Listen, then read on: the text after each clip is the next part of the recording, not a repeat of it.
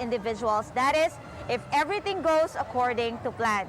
But as of Monday, several local governments are still facing dilemmas, not only in logistics but also in convincing those who are still hesitant or still have a preferred vaccine brand to get inoculated. Caroline Bongkin, CNN Philippines. While many people here in Metro Manila and nearby provinces trooped to vaccination sites, local officials in far-flung areas had to go door to door to administer COVID-19 shots. Our George Quiles joins us live from Quezon Province. George? Well, Pia, we're here in Alabat Town. This is an island municipality in the eastern side of Quezon Province. And the health officials here are generally satisfied. They're happy about the turnout on the first day of the national vaccination drive, except for this farthest barangay where officials had to go house to house to convince people to get inoculated. Residents of Barangay Camagong in the island municipality of Alabat flocked to their multipurpose hall on the first day of the national vaccination drive. Among them, 63-year-old Erwin Valera. At his age, he still works as a construction worker. He said the 3-day event was his chance to get extra protection against a deadly virus. Gayak ko na talagang magpabakuna nung una. Dahil nga lamang, abala ko sa trabaho, ngayon lang ako nagkaroon ng magandang pagkakataon, kaya ngayon lang ako nakapagpunta. But Valera needs to wait a bit longer. His vaccination was deferred because of his high blood pressure. Okay lang naman, wala naman po ako nararamdaman na pagkahilo ko, ano po man, wala pa naman.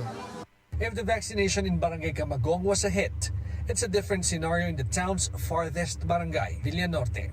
Barangay officials had to go house to house to convince the residents to get vaccinated. Napansin namin, pati yung mga farmers, mga fishermen, mga kalalakihan, nagpa-vaccinate sila. Ano sila, gusto nila na sila pinupuntahan. So sadyain mo talaga? Oo, kaysa yung dito sila pupunta sa bayan.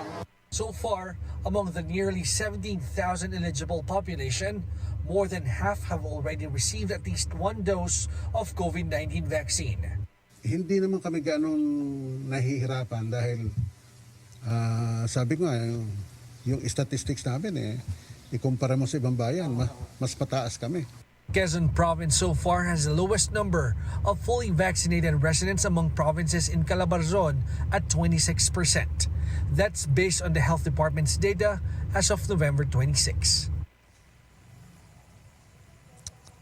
In today's vaccination, the local government used AstraZeneca doses that are set to expire tomorrow. As of now, we have yet to get an update whether all those 200 doses or so were administered today. Otherwise, they will be just part of the government's vaccine wastage. Back to you. George, you said the vaccines used today will expire tomorrow. When did the local government there receive these vaccines? Well, Pia, Dr. Roselia Cheng of the Municipal Health Office said that they received these vaccines 2 weeks ago, and they immediately used these vaccines after learning about its impending expiration. Now, they're hoping that all the 200 doses or so will be used today so that they will be able to avoid wastage. Back to you. And George, when did they get these vaccines? Kailan dumating sa kanila? That was 2 weeks ago, Pia. 2 weeks ago. Okay, all right, 2 weeks ago. Sorry. Right. George Quiles there reporting from Quezon Province. We take a look now at how the national vaccination drive kicked off in other provinces. Vaccination sites across the Bicol region were filled with residents eager to get their doses. Authorities there hope to inoculate more than 1 million individuals during the 3-day drive. Bicol currently has the second lowest vaccination rate in the country. In Cebu, a new house, car, and other incentives await lucky vaccinees. A total of 2,900 vaccination sites in Cebu City were open for the rollout. The province is targeting to inoculate over 500,000 individuals. And in Eastern Visayas, close to 300 vaccination sites were opened in various parts of the region. It wants to vaccinate 800,000 residents for the 3-day program. To achieve the target, the Department of Health has asked the support of the Office of Civil Defense, in delivering vaccines to island towns and villages like Suluan and Homonhon Island. The second wave of the national immunization drive will be held December 15 to 17. Now that will focus more on second doses and booster shots. The World Health Organization reveals more details about the new COVID-19 variant of concern, Omicron, which has countries on high alert. The WHO says early studies suggest an increased risk of reinfection, but that information is still limited. The body adds it is not yet clear whether Omicron spreads more easily or if it causes more severe disease compared to other variants. The WHO also looking at Omicron's potential impact on vaccines. The health department says it may affect efficacy, but stresses getting inoculated is better than having no protection at all. Chrissy Di Matulak tells us more. Ang ating mga bakuna ay epektibo pa. Subalit, posibleng yung percent ng effectivity or efficacy nila ay mas mababa, no, kumpara doon sa base sa clinical studies ng ating mga bakuna at doon sa epekto ng bakuna sa mga walang variants of concern. This is the reaction of the Health Department on questions regarding the efficacy of COVID-19 vaccines against the latest coronavirus variant of concern, the Omicron. According to the World Health Organization, the variant was first detected in South Africa last November 24. The first case of the Omicron was reported on November 9. The DOH warns that the variant can possibly increase the transmissibility of COVID-19. The Health Department says the Philippine Genome Center has the capability to detect Omicron. However, they urge local government units and testing centers to immediately submit samples of COVID-19 cases for sequencing. Ang ating Philippine Genome Center ay may kakayahan, no, na ma-detect siya. At base sa mga na-sequence natin, hindi pa natin siya nakikita both in our local and our ROF samples. No? Health Secretary Francisco Duque meantime says vaccination is not the only protection from the virus. He reminds that because of the presence of Omicron, we should not be complacent. Huwag tayong tutulad sa mga bansang Europa, na nagluwag sila sa kanilang mask mandate, yung pag-uutos na mag-mask, nagluwag sa social mobility, sa physical distance. O di, kita nyo, grabe, sipa na naman ang kaso sa kanila.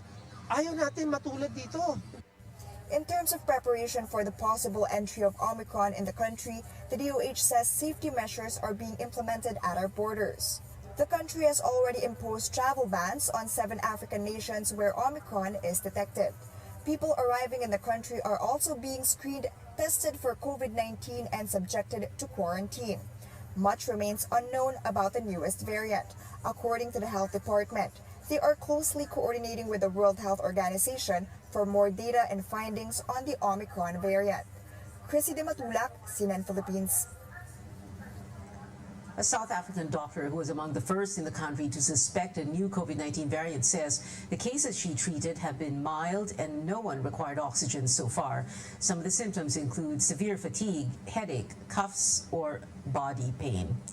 Back here at home, the government says it is implementing a 4-door strategy amid the threat of Omicron. The first door refers to travel restrictions being imposed in areas where the new variant may come from. The next are quarantine and testing protocols for international travelers arriving in the country, while the third and fourth are intensified surveillance, detection, isolation, and treatment of cases on the ground.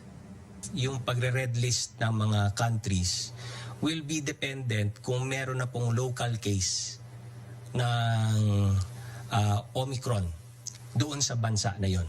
Kung imported case po siya, then we have the option of retaining the status of the country, whether yellow or green. Pwede pong ma-override yan kung sa tingin ng IATF at ng mga eksperto natin ay hindi ganon kaganda ang nakikita natin na surveillance activities na ginagawa dun sa bansang yon at hindi tayo ganun ka-confident sa ginagawa nilang mga genome sequencing. In news overseas, Japan is not taking any chances with the new variant. It will temporarily suspend new arrivals of foreigners beginning Tuesday. Prime Minister Fumio Kishida says this is an emergency precautionary measure to avoid the worst situation. A person who recently traveled to Japan from Namibia tested positive for the virus, but it is unclear if it is the Omicron variant. Meantime, over 40 territories have announced travel restrictions on African nations, which they, along with the WHO, criticized. The WHO says travel bans that target Africa only attack global solidarity, as the variant has also been detected in other regions. It adds South Africa should be commended for its transparency and speed in informing countries about Omicron. Coming up on Newsnight, Family executives Lincoln Ong and Mohit Dargani are transferred to the Pasay City Jail, and McDonald's lights up the holiday season by taking their customers on a magical ride. Stay tuned.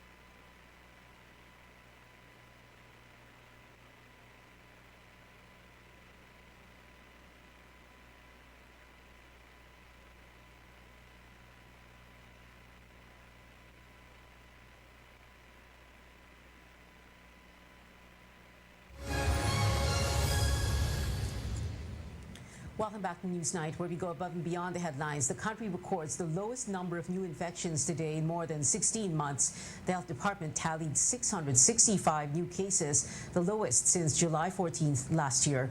There are more than 16,200 active cases, which represent those who are currently infected and infectious. Today's positivity rate is also the lowest since data became available. This marks the 17th day in a row that the country's positivity numbers have fallen within the WHO's benchmark of 5%.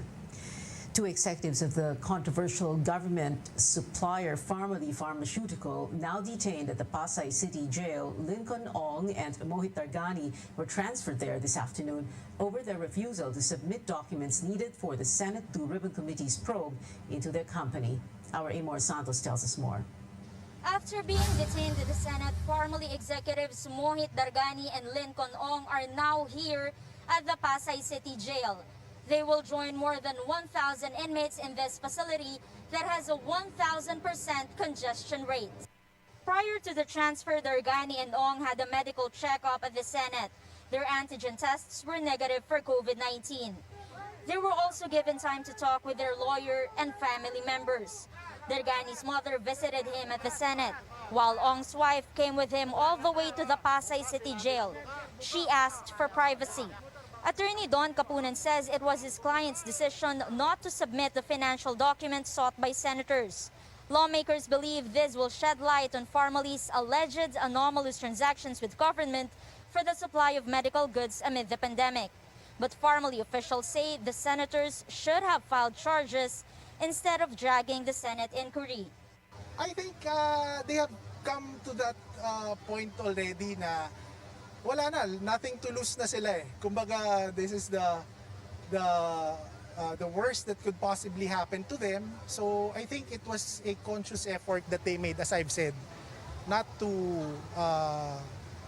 reveal the documents. Capunan says even if Dargani and Ong would attend the next Senate hearings, they decided to no longer give material information, invoking their right against self-incrimination. Another lawyer, Ferdinand Topacio, says he's now preparing to file cases against senators, but he did not elaborate. They already filed petitions with the Supreme Court. Senate Blue Ribbon Committee Chairman Richard Gordon says the Farmally officials' continuous lying and refusal to answer questions truthfully and forthrightly have crossed the line. He says their transfer to the Pasay City Jail is also to protect the Senate as an institution, which has the power to cite uncooperative resource persons in contempt and send them to jail. Another Farmally official, Mohit's sister Twinkle Dargani, will remain detained in the Senate in consideration of her mental health. Amor Santos, CNN Philippines. The 2022 elections may present or may have the longest list of presidential candidates in the country's history. COMEX spokesman James Jimenez says the poll body has moved to declare 82 out of 97 presidential hopefuls as nuisance candidates. That would still leave up to 15 aspirants in the race for Malacanang. Jimenez says the record so far is 10 official candidates for president back in the 1990s. There may also be up to 12 candidates for vice president, with the COMEX dropping 15 hopefuls from the roll and 108 aspiring senators. The COMEX expected to release the official list on December 15th. Meanwhile, the poll body is preparing to hold mock elections exactly a month from now. The dry run will cover 34 precincts in Metro Manila, Davao del Sur, Isabela, and Albay, among others. Ito na yung end-to-end demonstration ng buong proseso, and iti-testing din gaano ka-accurate, gaano katama at gaano ka-secure yung proseso. Nasusubukan din yung pag-transmit from the precinct level to the City Municipal Board of Canvassers, and sa CCS part from the City or Municipal Canvassers to the Provincial Board of Canvassers up to the National Board of Canvassers, including the 3 servers. The COMEX says only up to 10 voters may cast their ballot at a time, except in classrooms and voting areas with bigger space. Over 65 million Filipinos may vote on May 9, 2022. The Armed Forces Chief of Staff speaks up on China's recent actions in the West Philippine Sea. In my exclusive interview on a CNN special presentation, the Generals 2.0, General Andres Centino says the country's vintage warship in Ayungin Shoal will stay. We are not moving LT-57 or the BRP Sierra Madre. It has been there since 1999. It is a permanent government post manned by our personnel from the AFP. And it is there as a haven for our fishermen who would go to the shoal. And it is used as a monitoring station also for safety at sea. And it is there for us to assert our sovereign rights, considering that it is within our exclusive economic zone. The use of the water cannon cannot be considered as an armed attack. It is normally used for fire extinguishing. So we leave it at that. But if you ask what is happening when Coast Guard patrols the seas, we have never seen any incident that happened with Coast Guard vessels. Catch the full interview with Centino, as well as the PNP Chief, the Philippine Coast Guard Commandant, and the Drug Enforcement Agency Director General on The Generals 2.0, airing December 5, Sunday, 8 p.m. Up next on Newsnight, this fast food giant is taking Christmas lights to another level to give customers some holiday cheer. We take a look after the break.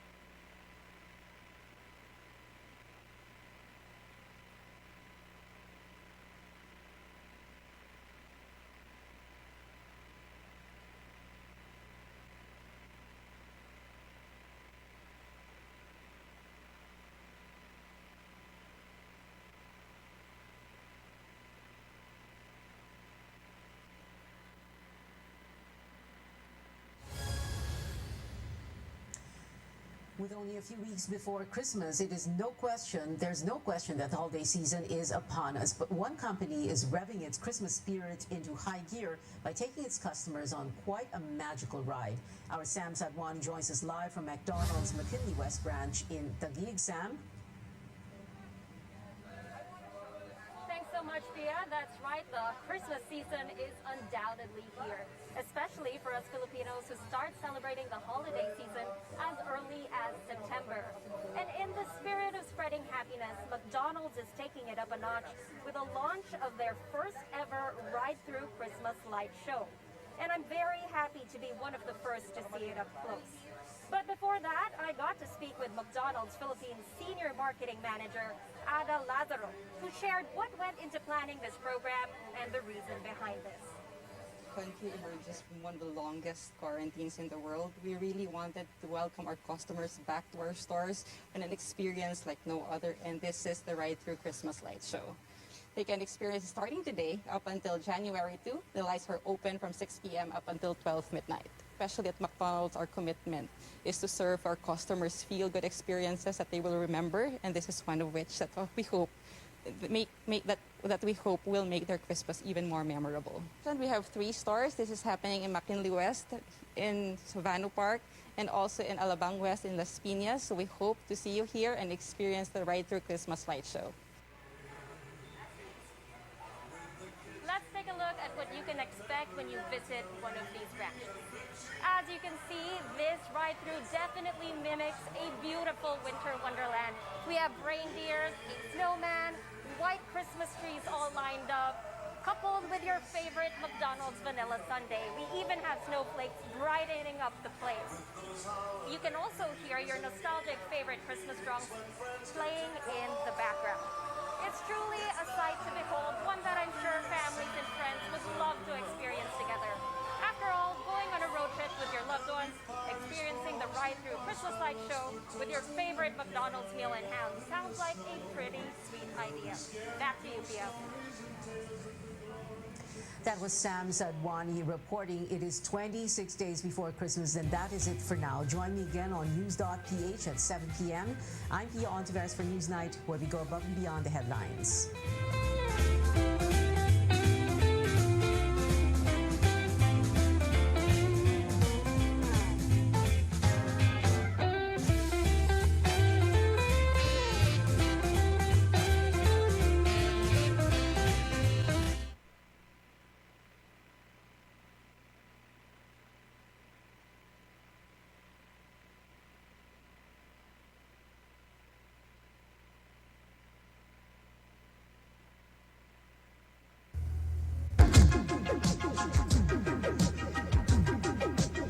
RPN, Radio Philippines Network Incorporated, DXKO. 13.68 sa dial sa inyong radyo. RPN DXKO, ang Radyo Ronda dili sa Dakbayan sa Cagayan de Oro. Sibiyahan na may galaon sa katawan, andang mo serbisyo sa tanan. Ang RPN DXKO Radyo Ronda sakop sa KBP, kapisanan ng mga broadcaster ng Pilipinas.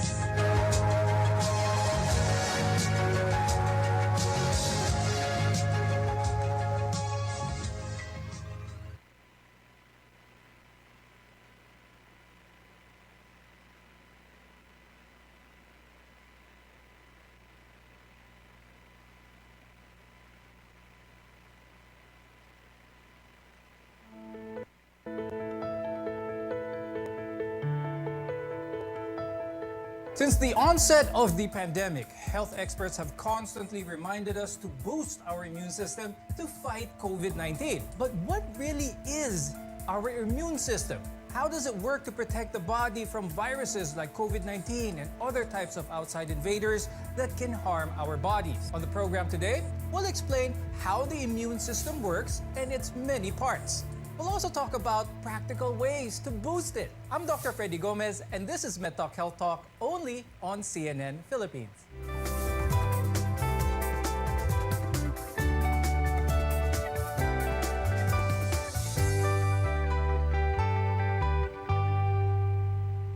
The role of the immune system is to protect us from infection, but there's a lot more to it. The immune system is made up of a wide network of cells, tissues, and organs, and each play a unique role in keeping us healthy. Let's welcome Dr. Paulo Miguel Borja. He's an internal medicine specialist from the Asian Hospital and Medical Center. Also with us is Dr. Cristina Ignacio Alberto, who is a pediatrician and community doctor at Health Index Medical Clinic. We've mentioned that the immune system protects us from foreign invaders that can cause infections like viruses as well as bacteria. I'll start the discussion with Dr. Paulo.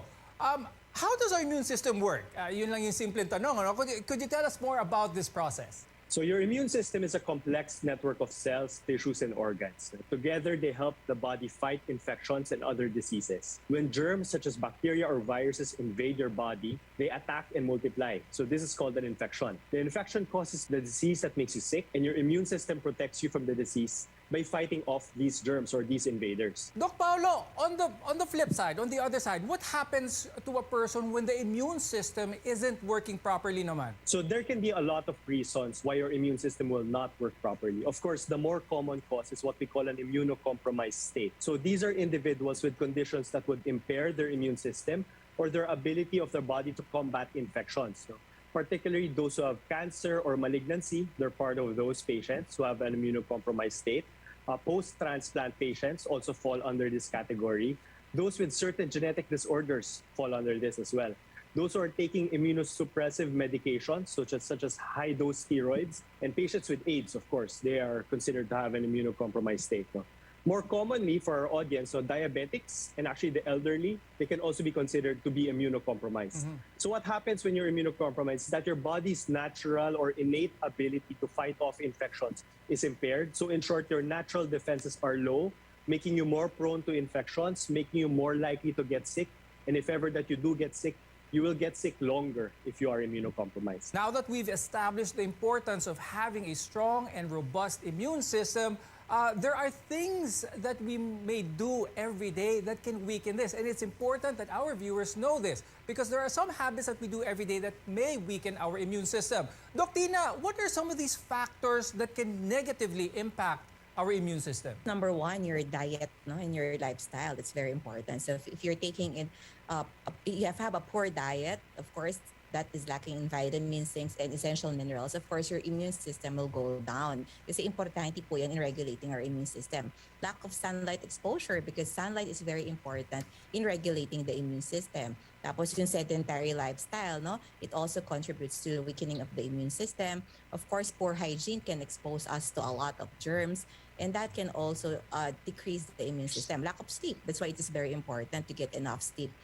every day. So those are some of the factors that can also weaken the immune system. Ngayon, Doc Tina, how can what we eat, yung kinakain natin, how can that impact our body's natural defense? If you have micronutrient deficiency, that will decrease your immune system kasi importante po yan in regulating the immune system. Kaya we always emphasize the importance of a healthy, balanced diet.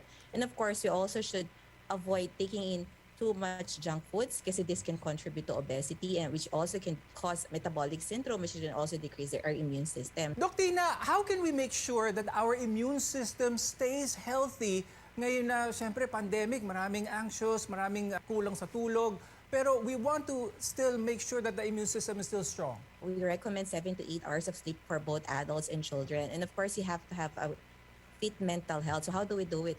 Minsan meditation can work. Sometimes it's interaction with the family or kahit online lang po yan. We encourage that. And there is also pet therapy right now. So those who are pet lovers, we encourage other people to have pets with them kasi this is also part of building up a good mental health process. And of course, you have to have some set activities, especially for the families kasi mental health is also becoming a big problem even for the children and the adolescents.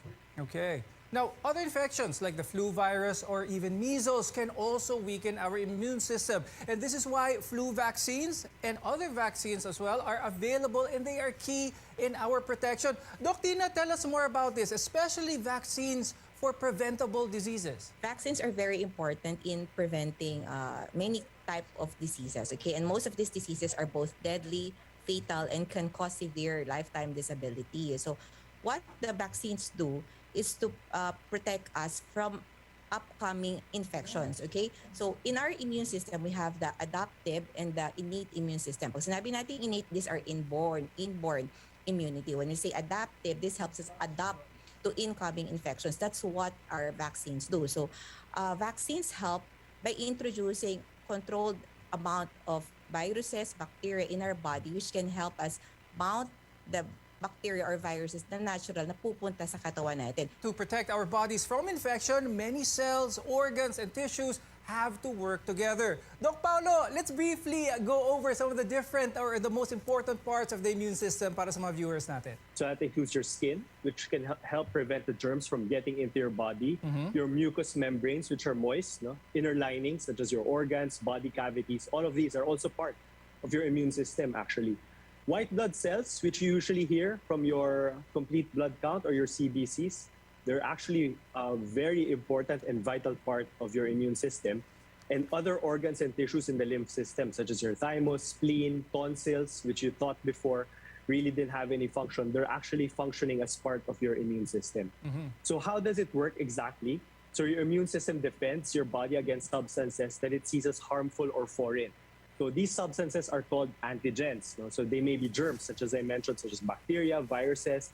They can be chemicals or toxins. No? And even up to a certain point, even sunburn or radiation can also be antigens as well. When it comes to the immune system, a lot of people may think that antibodies are the key. Pero ang antibodies lang bang importante pagdating sa immune system, Doc Paulo? The antibodies are actually the terminal or the final product from a well-working immune system. No? Before you get to produce that antibodies, like I said, it has to go through a cascade of processes, no?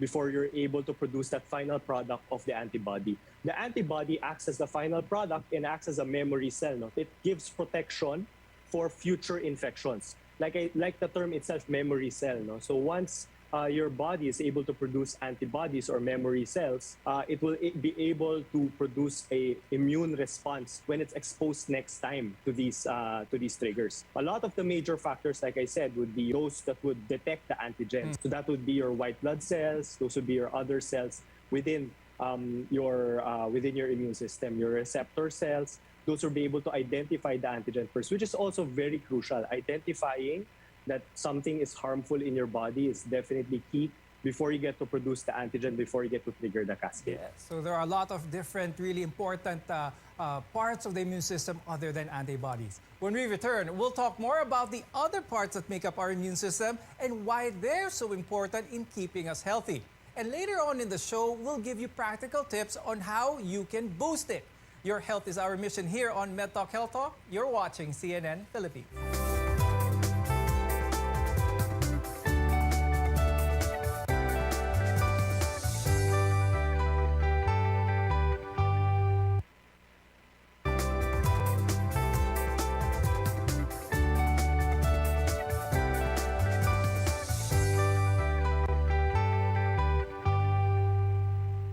I'm Dr. Freddy Gomez and welcome back to MedTalk Health Talk, your partner in healthcare. Doc Tina, let's talk about the role of the bone marrow in our immune system. Okay, the bone marrow is where your lymphocytes, all your white cells are produced, okay, your neutrophils, everything.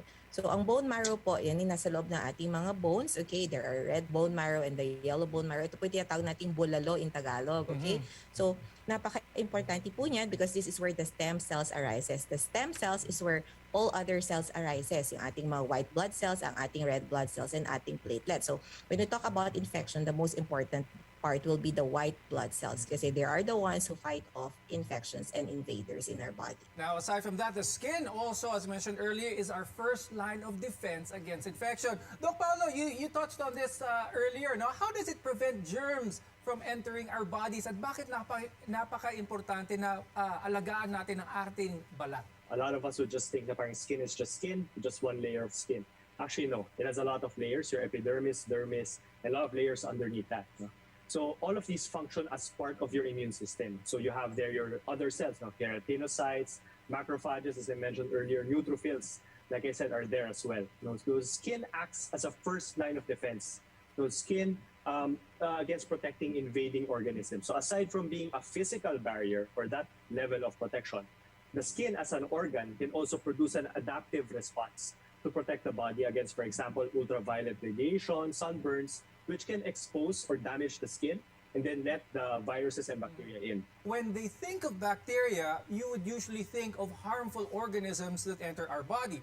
Actually, we have a lot of good bacteria too, especially in our gut, in other parts of our body as well, and they're essential in keeping our immune system robust. Doc Paulo, can you explain this? Could you talk about this a little bit further? It actually becomes sort of like a vaccine effect for the body. No? It triggers a response, first of all, with your immune system. So it can trigger antibodies that can be protective to something more serious or more damaging. Some bacteria can really be more toxic than others. No? Not all bacteria are the same. Second, these good bacteria will actually colonize or actually live inside your body, and that's not actually a bad thing, because space in your body is also limited. So if there's good bacteria residing in the lining of some organs, good bacteria meaning they're harmless, they're not really causing any disease, any infection, any active infection in your body, then that's actually a good thing, because the bad bacteria will have will run out of places to live or colonize into, as long as that good bacteria is there and as long as their colonies are intact. Autoimmune disorders are commonly known to affect our immune system, and there are dozens of autoimmune disorders today, like rheumatoid arthritis and even type 1 diabetes.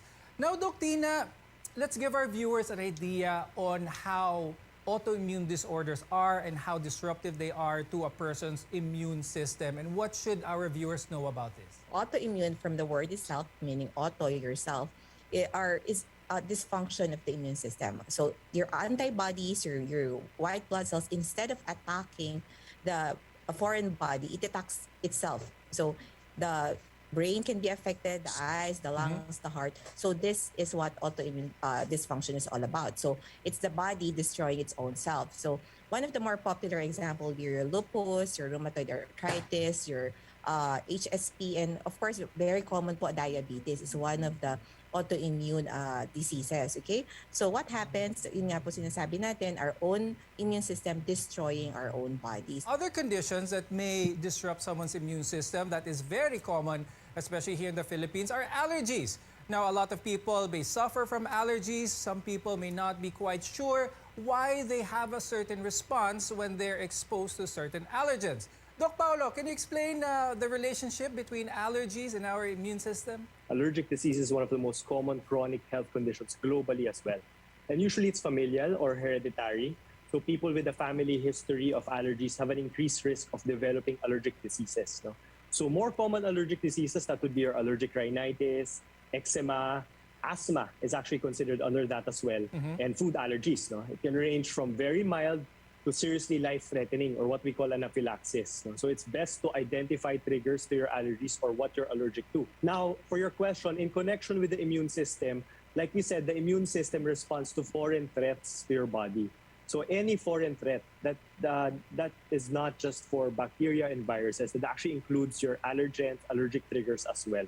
So the point is, sometimes we take antihistamines to actually dampen and control, regulate your immune system again, because again, these responses are heightened or exaggerated responses that can actually harm your body as well. So when it comes to certain things like this, it's more of a control that we're trying to look for rather than cure. Now, Doc Tina, now that the vaccine rollout is focusing now on the younger population, on the younger age group, what can we say about the importance of being vaccinated when it comes to kids? So COVID-19 vaccine is also recommended now for kids, and I advise parents to get it, lalo na po yung mga parents with children who has comorbid like diabetes, bronchial asthma. It is very preventive of severe COVID infection, because right now we are seeing more cases of children getting really severe COVID infection. Just like the rest of our body, our immune system needs proper nourishment, rest, and a healthy environment in order to stay strong.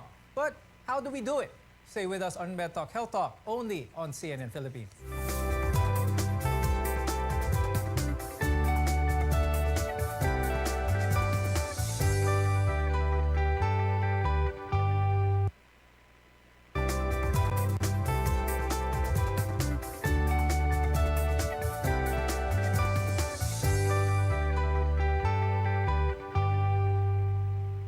I'm Dr. Freddy Gomez, and this is Med Talk Health Talk on CNN Philippines, where caring is our calling. Doc Tina, can you share with us some tips in order for our viewers to maintain a healthy immune system? Course, number one, part of healthy living is of course daily sunlight exposure, but we also have to be careful kasi nga sabi ni Dr. Paolo, excessive sunlight exposure can also be harmful to the immune system. Number two, get enough rest and sleep. Number three, eat a healthy diet.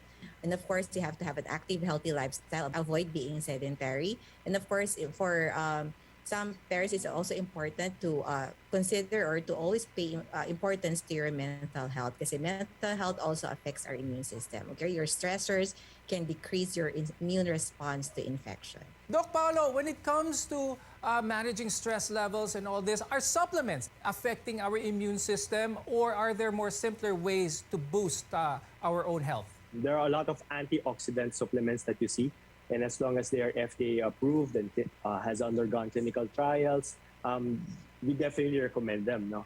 Antioxidants help in cleaning out the debris in your body. So your body cells, on a cellular level, they undergo a lot of processes for it to function well. No? That includes your immune system as well. No? So there are a lot of debris in your body left behind by these processes that can actually hamper your immune system. So it's best to get rid of these debris. No? And taking antioxidants is one way of doing that, no? Whether it be exogenous or from food sources or from the dietary supplements that are available commercially.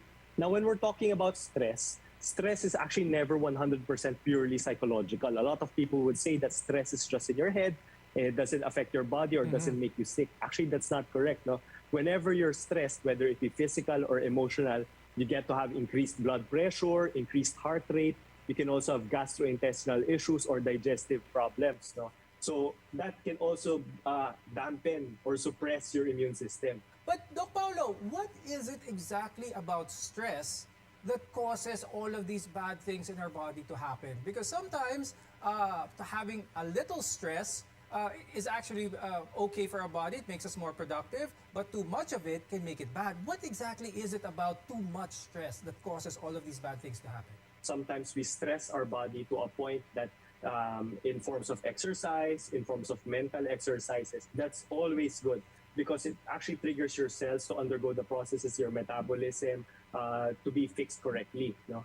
However, too much stress can cause the release of the hormone corticosteroids in your body. Now, this is actually your endogenous steroids. And it can dampen your immune system. It can raise your heart rate. It can do a lot of damage in the other organs, not just cardiac. Now, Dr. Tina, I'd like to talk about mga toxins naman. Ano yung mga guaranteed na pangpababa ng immune systems on the toxins that people take?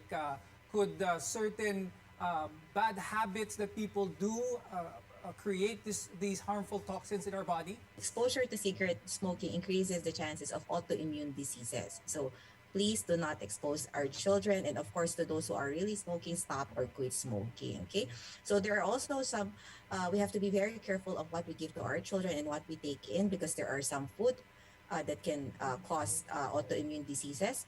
Like there are tartrazines or food coloring and other substances in our food that can cause autoimmune diseases and cause dysregulation in our immune system. So as much as possible, we try to eat healthy, eat natural, avoid junk foods, and exposing ourselves to other substances that can harm. Even mga cleaning products, we really have to be very particular about it. I'd like to thank our guests for joining us today, internal medicine specialist Dr. Paulo Miguel Borja and pediatrician Dr. Cristina Ignacio Alberto. I'm Dr. Freddy Gomez, and thank you for watching MedTalk Health Talk on CNN Philippines. We'll see you again next time.